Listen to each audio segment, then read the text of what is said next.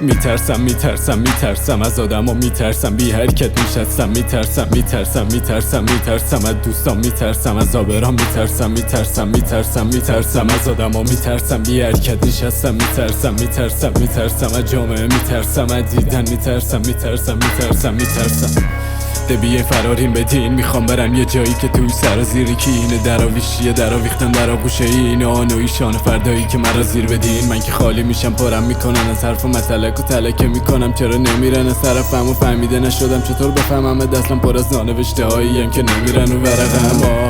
آخ پوسیده شدم لای پرس فشار اینا کوبیده شدم، یه جا دیگه دفنم و بو میده این تنی که وصل به اون باید قطع شد تا رویده بشم. میگن سرعت ندارم کاش قدرت نباشم، میگن سنگر نداری من که دشمن ندارم، فقط میترسیدم و بهش فرصت ندادم، یه لقمه بودم که نشد قورتم ندادن.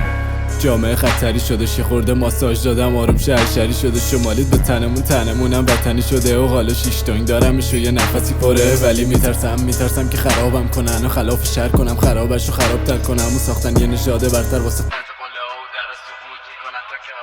که عمقشو دیدم پی کلش نمیرم. تو کسشیر شنیدی اونا کسشیر نمیگن، فقط میپیچن از پیچوندنش برج بد نمیدن، اینو یه رو بهت میگم ولی قول بد نمیدم. اینا رو میبندم واسه هدف ندوام و عرق بخورم و ولی براش عرق نکنم و بخورم که هیچ موقع دیگه عوض نکنم که میسوزن میشن سرت بلند.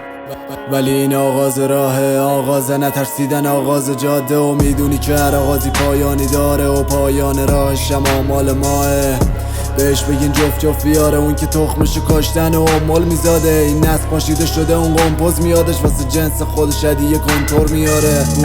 بو میده این تنتون راهبان فرعون و کاسبای شمرون، سلاسه میسازیم با هم دیگه اینجا برعکس میلاد، یه زیر زمین و هزار تا قطره میراث که جاودان بمونیم واسه نسل‌های بعدی. شعار شیطان میکشیم فقط یه زیری که بخن راضی باشی نباشی که به میشه نه، یکی علای دردید و میشه غیر جورت